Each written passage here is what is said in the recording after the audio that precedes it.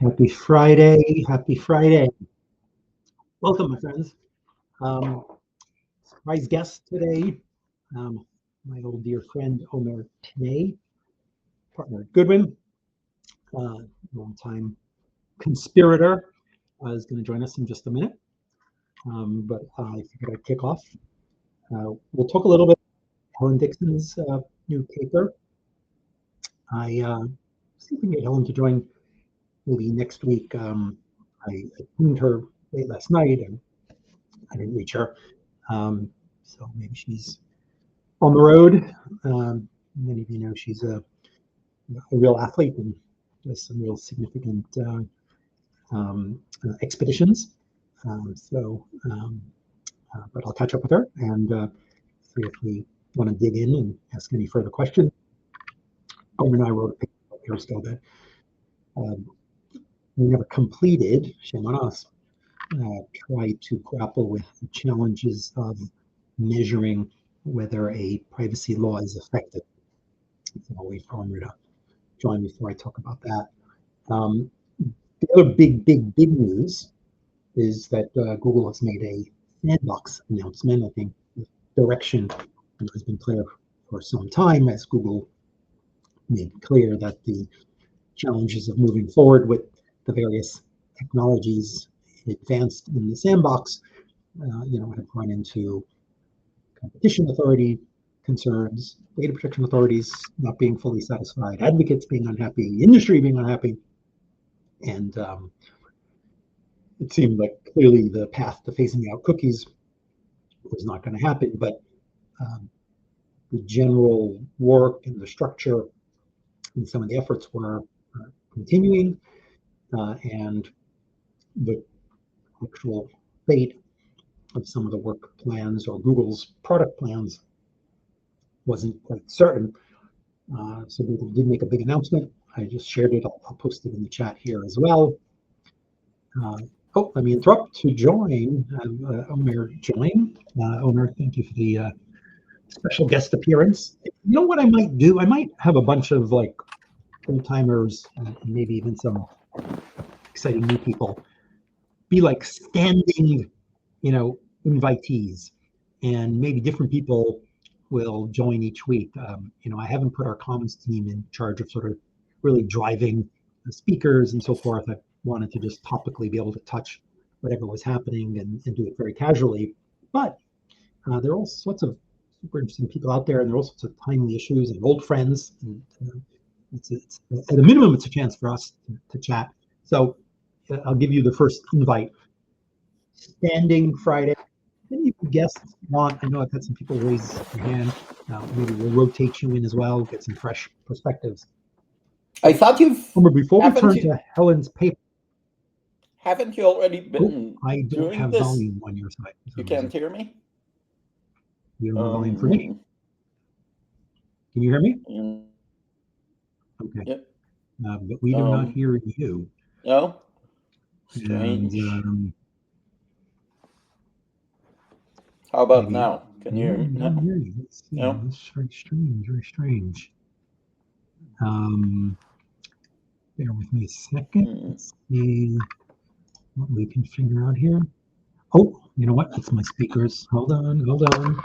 Everyone else is hearing you, and I am the only one that is not. Okay, try now. You hear me? 1 second. No? Yes? Let me edit mic settings. Hang on just a second. The audience, your mic is working and live. It is on my side. Hang on just a second. Default speaker. All right. There we go. Hear me now? All right. Everybody has heard you all along, and only I didn't hear you until now. Oh. So we're good. Okay, apologies, folks. You see, this is why I do need to team, making sure things happen. So okay. I thought, Jules, that like you've been doing guests and kind of kibitzers all along. Is this a new thing?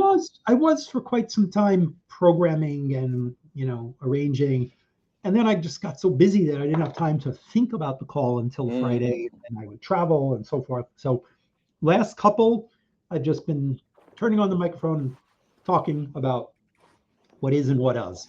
But I think there might be an interesting, I like it being more like a talk show. So maybe you just have some sort of standing, VIPs who will join. Maybe we won't even know in advance, and we'll, talk about the topics of the day. So before we talk about Helen Dixon's paper, I was just sharing the news that Google has sort of more formally announced that the privacy sandbox is kaput, gone, dead, finished. Wow.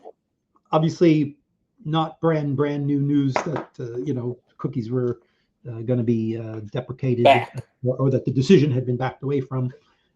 But some of the technologies were still in process, and the attribution API is one that they're going to continue. I've got the beta on my Android device, and I think there's some appetite for that. Ways to provide attribution without all the targeting and all that sort of thing in a more privacy sensitive way, particularly on mobile. But that's going to happen as part of the W3C privacy working group and so forth, and as opposed to sort of the Google sandbox efforts. And on one hand, I get it. I mean, it disrupted so many different businesses and so forth that it wasn't a surprise that people worried about competition and worried about their particular business models were deeply opposed. But a lot of the civil society folks were opposed as well, and partly because if you were still being targeted, it was still we're going to go a little feedback on your side. We're still getting a lot of targeting happening, and even though there was a lot of, I think, sophisticated efforts, in the end it wasn't working that effectively. So anyway, big news for those in ad tech. Ad tech people can breathe free, but I do think that the missed opportunity is that we all understand the pain and the challenges of complying with the current cookies and signals and TCFs and IAB systems and the kludgy ad world that has been built on browser and mobile infrastructure. And as all the laws kick in, GPC and all these other pieces, it just seems transfers to China. It just seems that the path to a place that provides utility for advertisers and marketers and reasonable, uses of data with, appropriate legal structures that can be trusted is further away than ever. What do you think? I think it's a good segue actually to Helen Dixon's paper, because it's a very, I think, clear example of perfect being the enemy of the good, and in a context where you kind of try to solve all the world problems in one go and sort of distill it to one opt-in, opt-out switch, you're bound to miss a lot of sort of stakeholders and kind of lose them in the process. So I agree with you. It's it's right, an initiative that's been going on for a few years now.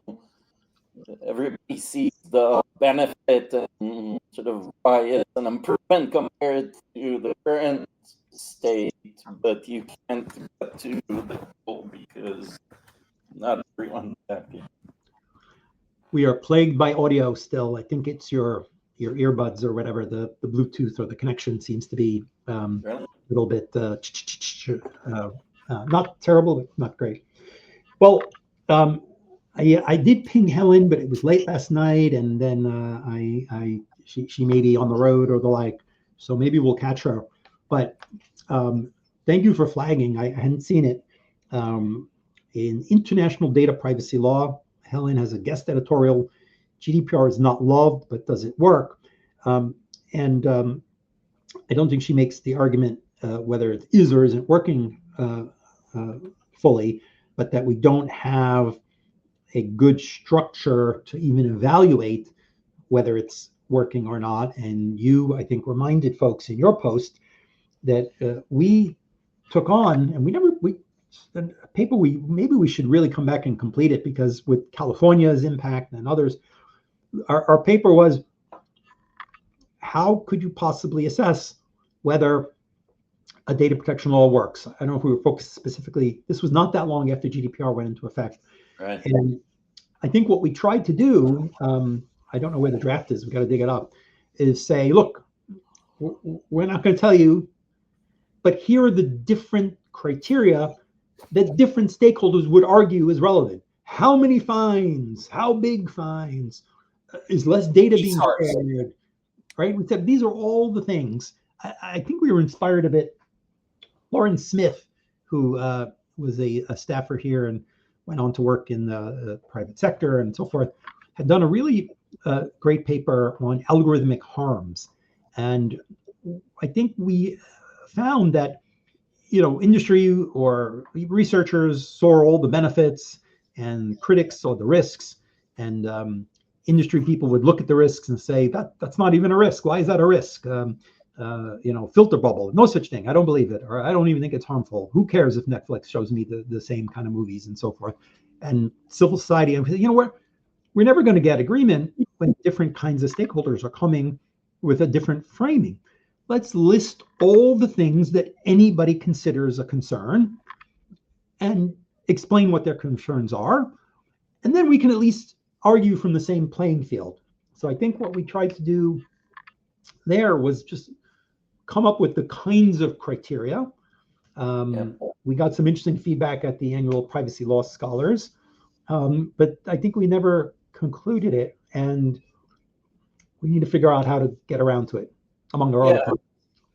Yeah, I think it's similar in a way to Helen's paper, in that to try to sort of set forth the research agenda rather than actually, answer the question.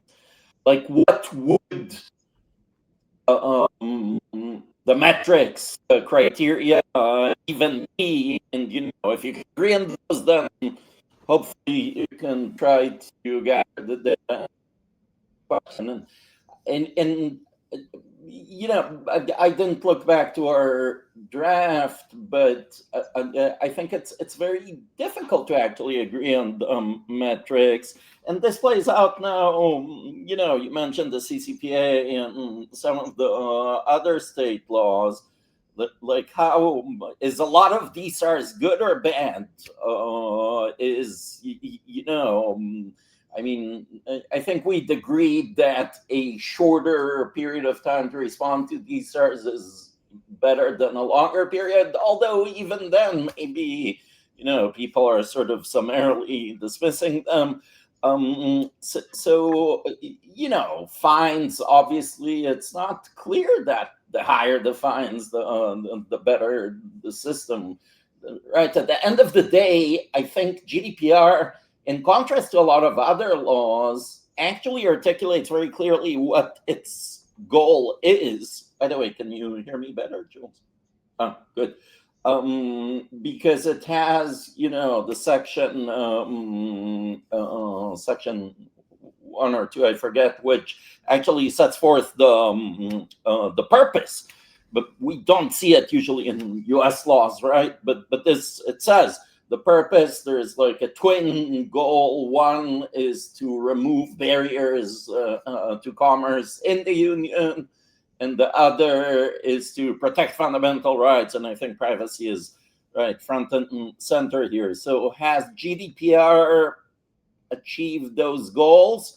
Again, without me answering the question, how would one even answer the question? And I think that's Helen's basically argument too, and she suggests some areas to focus on.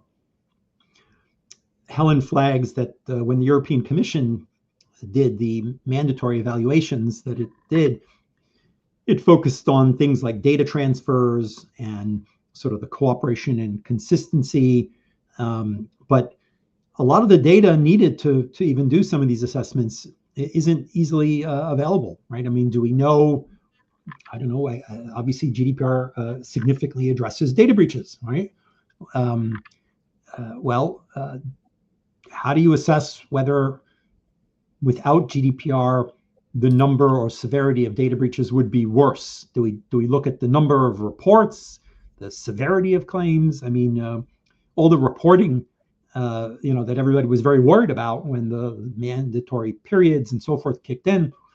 You would think we would be getting a vast amount of really insightful information, but the reality is, some DPAs, I was just in Korea, and one company was telling me, they do reporting and they, often notify leading regulators all over the world, not just per GDPR. And they said there are only 2 regulators that routinely follow up, routinely, and demand and ask for more information and have lots of questions and so forth. Korea and one other, and it just seems like there's a lot of intelligence one might gain by even looking at the sort of breach reporting type information.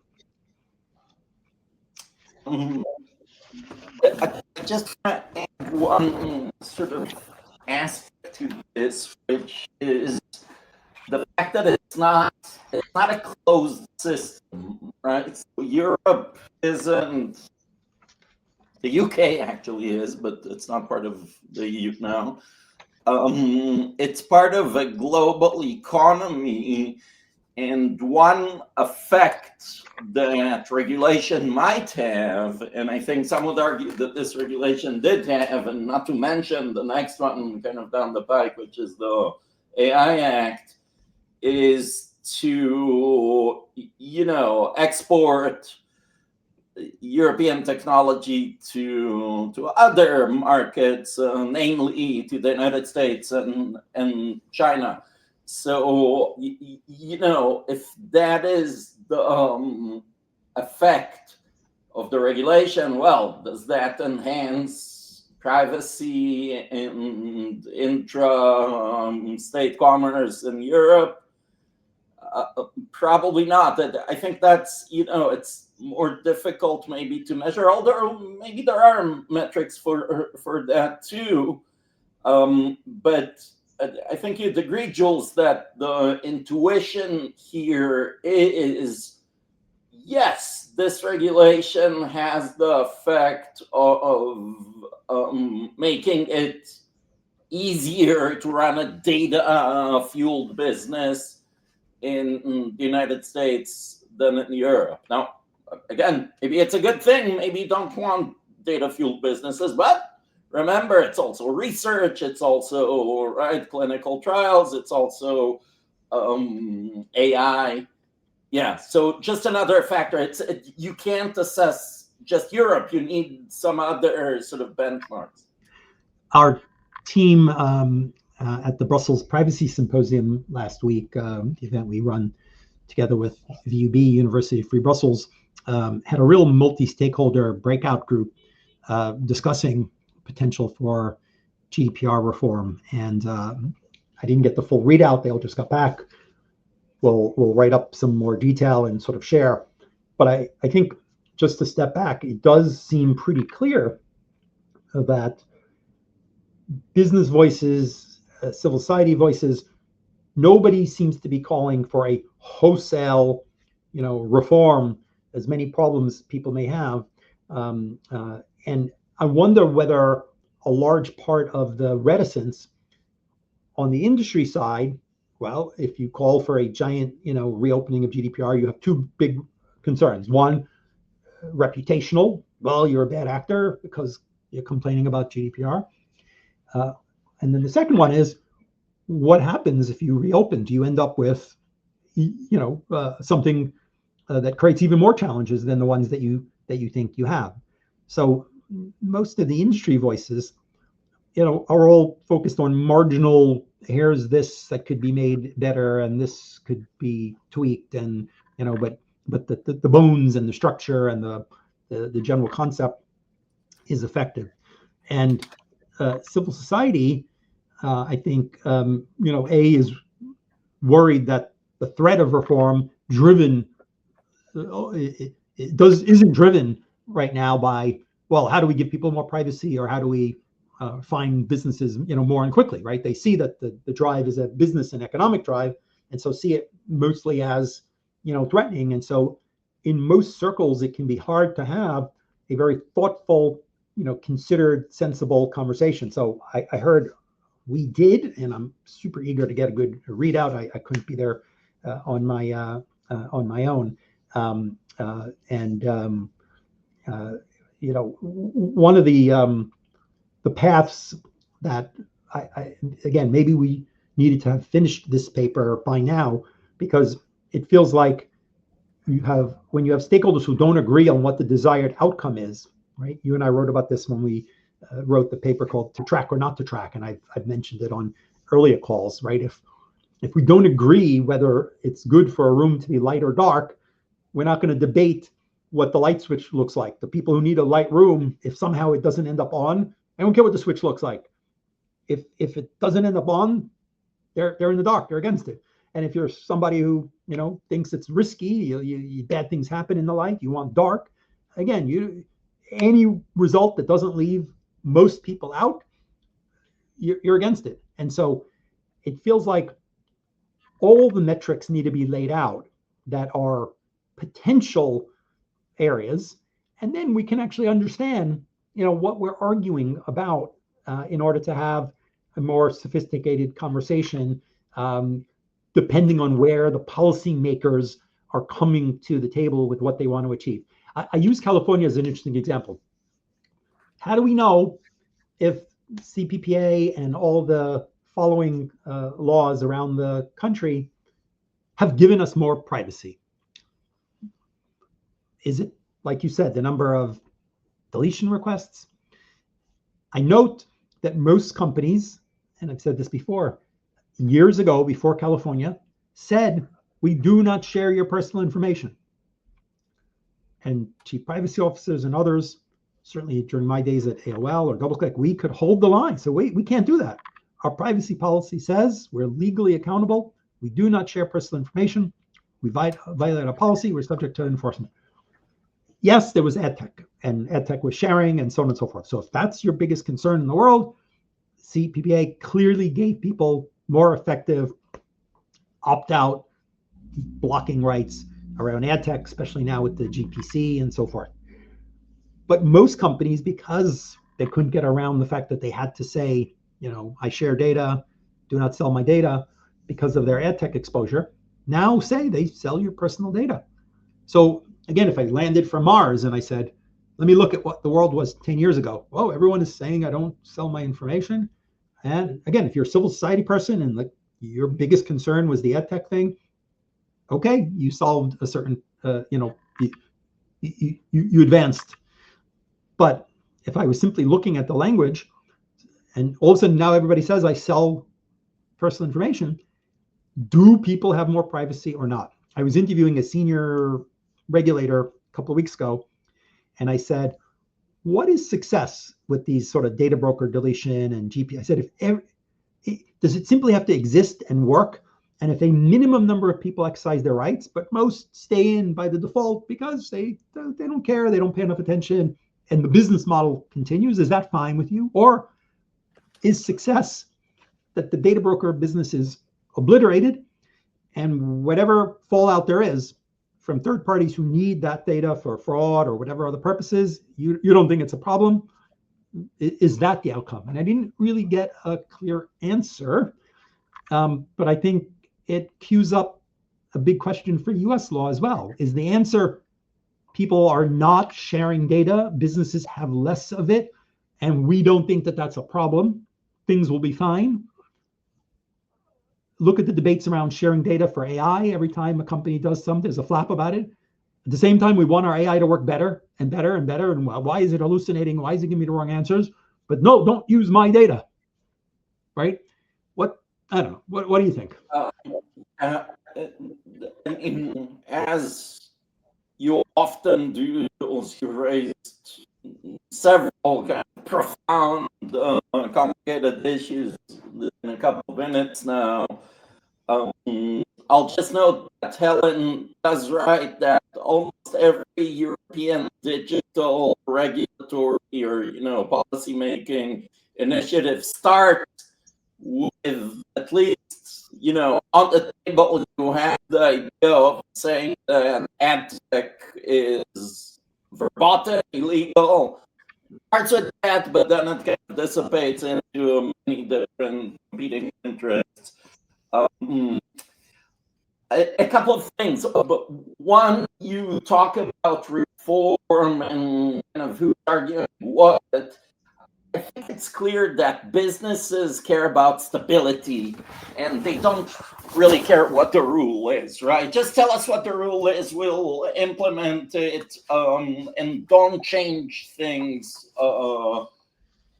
too much. And I think with respect to GDPR, there's clearly a lot of GDPR fatigue at this point, right? Businesses feel like we've been there, we've done that, we kind of know it for better and worse. Just don't change it on us now, which I guess is, that issue is really important in the current US context because of the state law, the patchwork, right? Like things are kind of by definition changing all the time. If you had like federal preemption, you had one standard, everybody would align with it regardless of what it would be. Here, here's the Oklahoma thing, and Utah, and these are chatbots, and these are just mental health, and those are biometrics. So that's kind of about stability and change. One thing that I do remember our paper, I think we did stake a position on with respect to GDPR, was the one place where I think it's beyond argument that it's been incredibly successful is global sort of replication, because it's become the de facto model. LGPD in Brazil and like laws in the Middle East, and even PIPL, in China. So sort of legal systems that are entirely remote, and then of course in the United States, all these state laws and some of the federal initiatives. So I think GDPR has clearly made some inroads into policymaking chambers in different parts of the world. Now, does this mean, has it been successful because it's good? That I think is still an open question. But when you're the only game in town, and that's the thing, the US never kind of put forth something which was as appealing, alluring. Of course, the US has dozens, right, of federal and state, hundreds maybe, privacy laws, but that always seemed to be a very, lawyer-friendly, consumer-hostile type of environment. And the last thing I'll say, you talked about sort of talking with a regulator about how successful or sort of positive these data broker laws, ad tech laws are. I think when the benchmark is nothing, no regulation, it's very easy to beat that, because I think even the chamber, sort of business friendly outlets, would agree that some regulation, the chamber has agreed, right? It supported some of the federal initiatives, and not just as an empty set, like they had some sort of privacy heft. You do need some regulation. And I think in the US, although there is this amazingly complex web of laws and regulation that applies, some areas are still unregulated. And, the abuse is rampant, like the trade in people's sensitive information, health information, financial, that morass, I think, still exists. So, in that context or against that background, CCPA does look like, well, it's something. Well, obviously, we will be seeing a lot of debate once the government reopens here, at least on the U.S. side, as to AI regulation, because California has now, significantly put its mark down with, multiple bills, AI chatbot law, AI, frontier model law, and other real, significant pieces of AI regulation. And so the